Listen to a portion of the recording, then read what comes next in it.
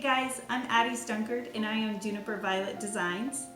I am super excited to be bringing you guys CrafteeDIY's first featured artist box. I want to give you guys a little bit of an intro about me and my background before we get started on our tutorial. So Juniper Violet Designs is my business page where I do my work for my graphic design clients as well as all of my custom artwork. I have a degree in studio art from Oklahoma State University where I mostly focused on watercolor paintings. I have a wonderful husband, Jason, and two beautiful little girls, Hazel and Scarlett, that I spend most of my time chasing them around. With this tutorial, I'm going to be taking you guys through some of the basic watercolor techniques that I first learned when I was first starting. This will let you guys get your feet wet and learn some of those terms that I'm going to be using in our written tutorial. So follow along and don't be afraid to just try and make mistakes and try again. Again, thank you guys so much, and thank you to CrafteeDIY for this partnership. I'm super excited about it. Thanks guys.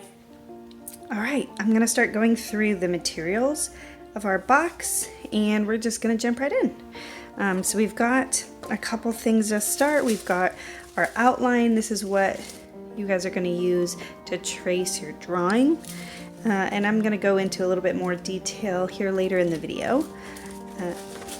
Next you have your graphite paper.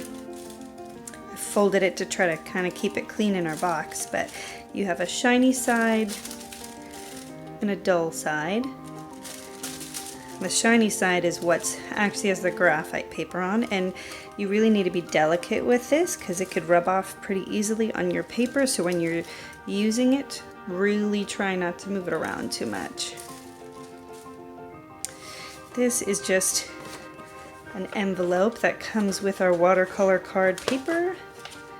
You'll get a few of these to go with your cards. This is what our cards look like. So there's this outside edge, inside edge. You can see it's kind of got that fold in the middle, and we're going to be painting directly on this. And then you should have something that looks similar to this. I'm going to go through kind of some of our terms and examples here in a little bit. Then you should have a palette this is called a 10-well palette. That just means that it has 10 little holes here in our palette to fill with our watercolor. And then you should have a set of watercolor paints like this. Usually watercolor paints come in dried form. You might see in school the classic, I'm not going to say a brand, but you know what brand I'm talking about. Dried watercolor set. These are actually in liquid form, so I'm going to go through here in a little while and explain how to properly use liquid form watercolor while they're still wet, but they can be used dry, and that's the great thing about using watercolor is you can use it while it's wet or let it dry completely. So if you are working on a project and you need to step away to help with kiddos, or you need to just take a break for a day or two, you can leave all of your set out and it can totally dry over and you can still reuse it and it's totally fine. So, and then you should get two brushes like this in your box. They kind of vary in size, but these are called round brushes. They look like they're kind of pointy, but they're called round brushes, and you'll get a bigger one, and that's good for washes and filling larger areas of color, and then you'll get a smaller one, and this one's good for detail. And some things that don't come in your box that we recommend you use are, you can use a paper towel or an old dish towel, and this is going to be used for blotting and drying as you work. You can see mine is well used. And then you need a cup for water. Now, I actually work with 2 cups. I use a clean cup for clean, clear water, and then I use this kind of as my trash water or garbage water. That's the water you're going to use to clean out between colors.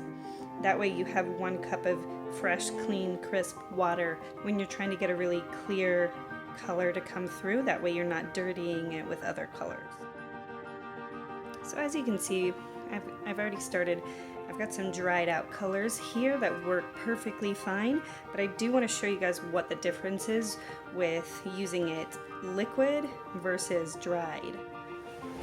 The first term I want to explain to you is called wet on wet, and that's just a technique of watercolor. So I'm going to write that here for you. Wet on wet.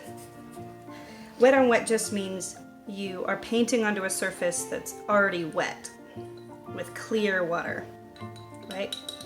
So I'm getting my fresh, clean water here, and I'm going to paint a circle.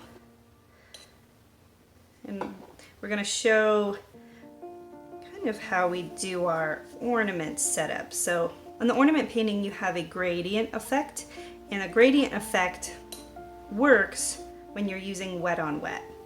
So you can see here, while it's still wet, and you're going to start dropping in that color.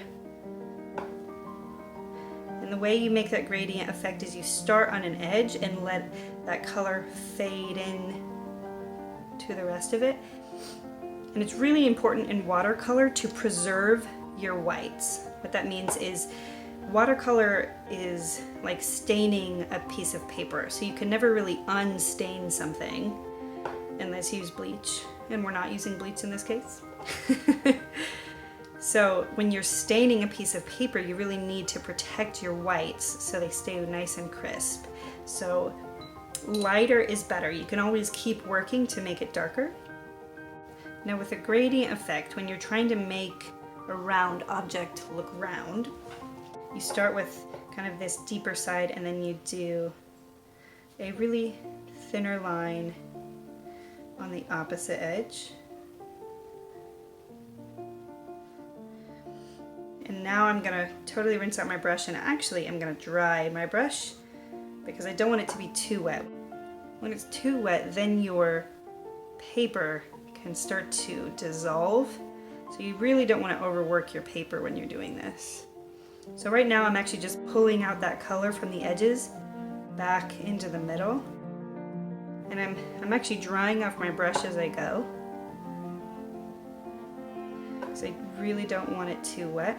Now I'm actually going to start to pull in some of this color on this edge, but I really want to save this white spot right here. It's a really nice shine spot. So I'm going to preserve that white spot and not even paint over it at all.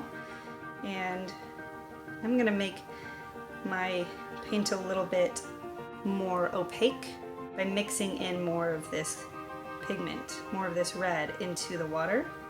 So you can see it's already a lot darker. So there's our wet on wet technique where we made a gradient.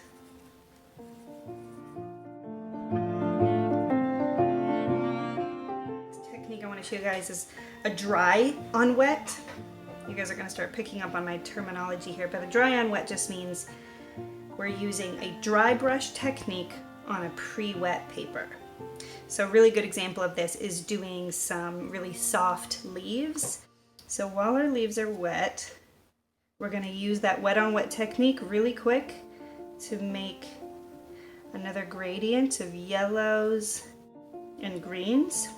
And see, while it's wet, it can do this really beautiful bleeding through technique where it kind of breaks through that section and goes to that other leaf. So again, while it's still wet, we're dropping in our color. And when doing that, I'm loading my brush with water and then dipping it in the paint. So this is still wet on wet. I'm gonna move to my detail brush here. So once you think you're kind of happy with that gradient look of kind of a yellowy green leaf, while it's still wet, and here's where we get into this next term. All you have your dry brush, you dip into your pigment, and while it's wet, you're going to start laying in some detail. And what that does is it kind of gives it this kind of blurry effect. The colors kind of spread out from each other. The next term here we're going to work on is a wet on dry, which just means you're starting with an impeccably dry piece of paper that you're going to use a wet brush to do some line work or detail work. It's gonna be kind of similar of this second one here. So instead of pre-wetting my paper at all, I'm gonna go in with a fairly wet brush.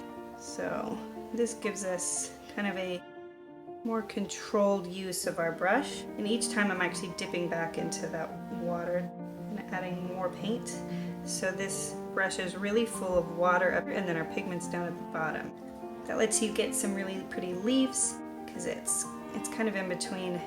It's got some really specific crisp lines, but it's also light and translucent.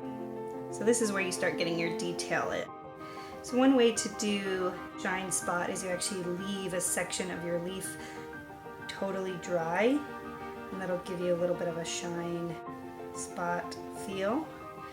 And where this one, we actually got it wet and then didn't put any paint on it. This one we're actually leaving totally dry. And see, with this technique you can have a lot more control with where your paint goes. So this wet on dry technique is what I do most of my paintings with. It's really great for building up the detail in your painting while still being able to have that really beautiful flowy dreamy look to your painting. So this wet on dry technique also tends to dry really quickly since you haven't pre-wet your paper. So something else you do with this technique is you can start to build in some of your other colors at the same time. You don't just have to work with one color at a time. So something really beautiful that happens when you work with it when it's still wet is it starts to bleed into these other colors here. It gives you some depth to your painting. So again, yeah, this is our wet on dry technique. Our last technique is a dry brushing technique, or dry on dry. Dry brushing is one of my favorite techniques for that really fine detail. So this is really important that your painting is totally dry. So if you're going to do dry brushing on top of something else, like for example these leaves are still super wet, I'd have to wait until they're totally dry before I could do this technique, or it's just going to bleed everywhere. So with this technique you can really do a lot of different things, but it's really fantastic for doing detail work, or calligraphy uses this a lot. So you can do some really beautiful patterns. And there is a giant learning curve with watercolor. It takes years of practice to really hone this craft. It is something I encourage you to try out on a practice sheet of paper before you try working on your final piece.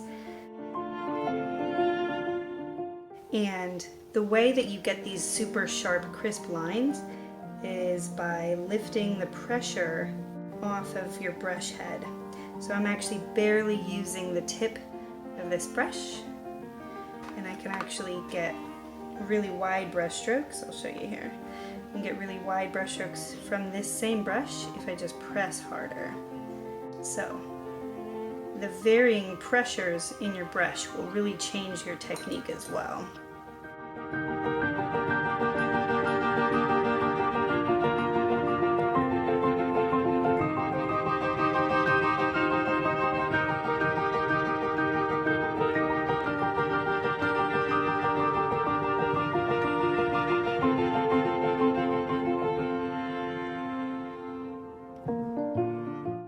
Alright guys, we got it.